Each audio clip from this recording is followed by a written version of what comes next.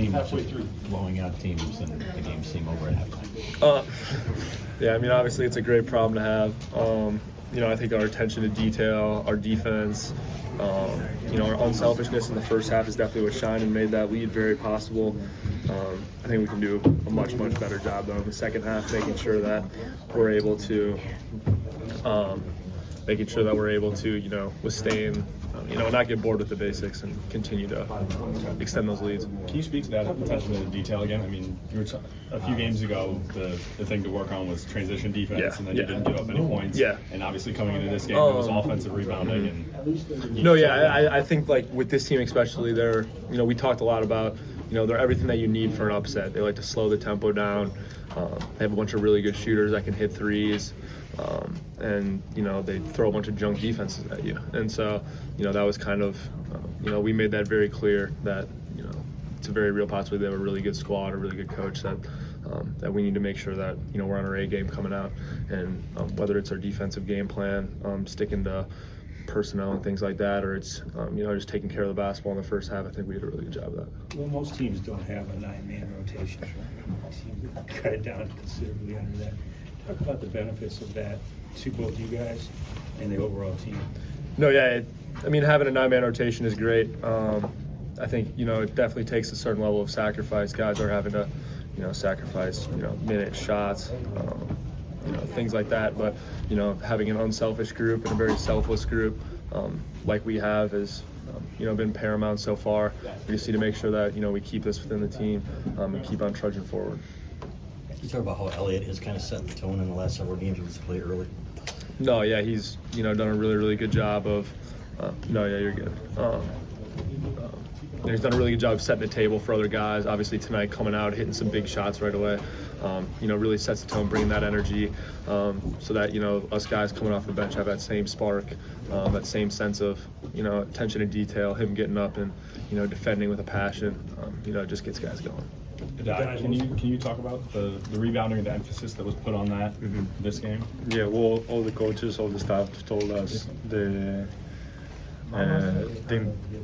how important was to rebound in this game. I think they were first in the they were first in the country on offensive rebound. So our preparation for that it was great. They told us all the staff. All the coaches, they did a great job for telling us what we have to do. So I think we just executed what they said, and it was easier to. You guys won 46-10 in the paint. I wonder, which side do you take more pride in, putting up that many on offense, or holding a team to just 10 points in the paint on defense? I would say on defense. I think is the most important thing. Just to play a great defense makes you feel better to play better offense. So it's everything starts from there. So I think just playing good defense, letting them just shoot mid-sides is great for us. And with all that rhythm that we get, it's just easier to play offense. Nobody on this team has to play a lot of minutes. It seems like everybody's under 30.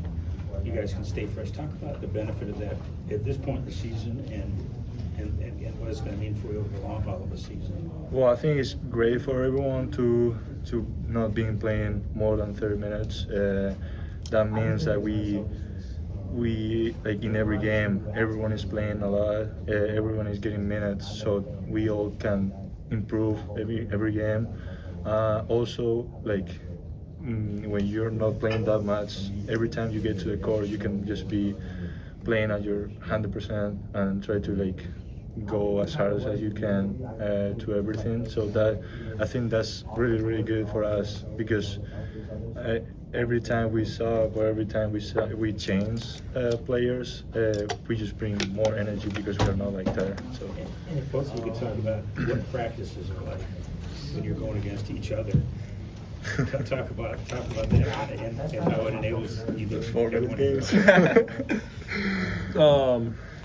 We always talk about our practices are ridiculously intense. We get to go against that second team going against the number one defense in the country every day. When we get out there and we're playing against other teams, like it's a little bit easier to go against those guys instead of having to drive in and you have him contesting you every time. So obviously like we've been taking practice really seriously, really iron sharpens iron, taking that approach, and it's definitely showed like the last couple weeks. And Aday, your thoughts?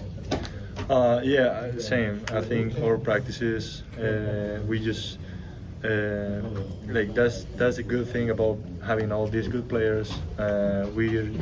We are not just 6, 7, well, 7, 8 players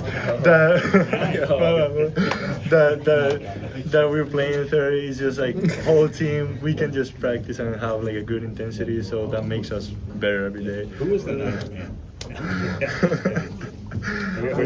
Always talks about 6 and 8. What has the last couple weeks done for your guys' confidence as a group? It's really fun watching this team go out there night in, night out right now.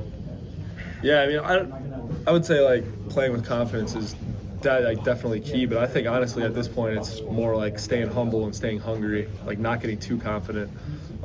Obviously playing with a certain swagger and confidence, but knowing that we're gonna have a massive target on our back every game, and staying hungry, continuing to have that dog mentality on defense, sharing the ball on offense, and knowing that your sacrifice is gonna come back twofold in the long run. Aday, being here seems to have unlocked something for you. What's been the biggest change for you through 10 games compared to previous stops? I think, well, I don't know, maybe. Don't say it.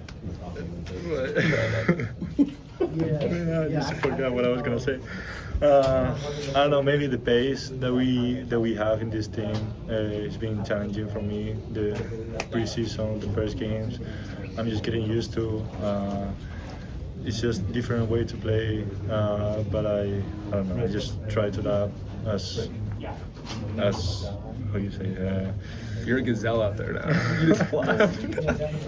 I just try to adapt to this new style of game. You're adapting.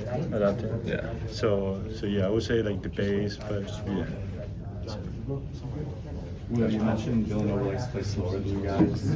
Let's start wrapping it up. Press and trapping guys on defense kind of help speed things up a little bit. No, yeah. I mean, when we put our, when we, pick up and kind of start to, lower that shot clock, just kind of speed them up, make, a little bit more spontaneous decisions, and not really get comfortable in their offense. I think that really helped us, turn them over in the first half so that we can get down in transition, really extend that lead so that they have to play at our pace and have to kind of match us. Is it kind of hard to stay humble when you're winning every game by 30 points?